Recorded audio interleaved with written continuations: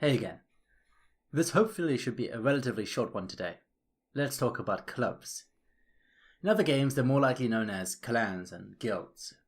With the Lost Treasures event, a large amount of code and supporting strings, alongside data structures, were added to the client for clubs. This is a system that should be quite prominent and available on the main menu. I also believe that it will have its own club-only chat channel on the main menu, so that you can organize parties a lot easier inside your club. The intent of the system seems to be to support the fact that Apex is a team game by making it easier to find similar players to party with and reduce the amount of solo queuing. Clubs will come with their own name and clan tag. These names appear to be not unique, which means that you should be able to have multiple clans sharing the same name, but that remains to be seen. Now let's look at the content and code supporting this. There are two main blocks of code. The first one is the data structures, which is a collection of different structs storing data received from the server to populate the user interface with.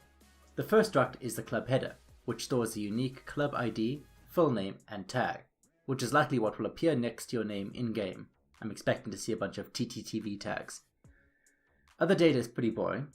The header stores the basic data such as the member count, privacy settings, minimum level and rating, and the search tags, if you want to publicly list your clan for others to find. The club member struct tracks the unique member ID, the member name, and their club rank.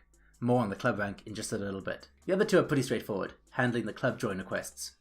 There's a complete set of UI scripts in place to run the clubs on the front end. Running through it, we can see a bunch of helper scripts here to retrieve club data, create clubs, and search for them. As we go further down, it gets a lot more juicy, as here we can see the club privacy settings, showing that clubs can be open for free join, open with approved requests, private with approved requests, probably hiding your member details, and invite only. Going down, we can see that there is support for kicking members and setting a series of search tags for the club browser to find. I'm assuming this would be things like mic on or casual. UI script club set join requirements is a pretty exciting piece of code, however, as we see that clubs can be restricted by both account level and ranked badge. Perfect for you Predator TTTV sweats who want to find teammates similar to yourselves. The rest of the scripts, apart from the last one, is code to handle approving and rejecting join requests, and inviting people to the club by Nucleus ID, which is the unique ID Apex assigns to each player. Finally, UI script underscore club set member rank. There can be 4 different member ranks, as you can see, ranging from the lowest of Grunt, a Titanfall reference, then Captain, Admin, and Creator, allowing for a tiered management structure. I'm assuming each rank will also have its own ability to access some of the different permissions inside the club, such as admins should be able to kick users and approve join requests. Usually the UI code for most features comes last once the back end of the system has been completed, so it's pretty exciting to see this code looking so complete. I'm speculating on a Season 6 release. If not, I guess nearer to the fall where we will get crossplay and Switch release. This is because we're inviting by Nucleus ID, which means that players from different platforms could potentially join your club, as Nucleus IDs aren't exclusive to one platform.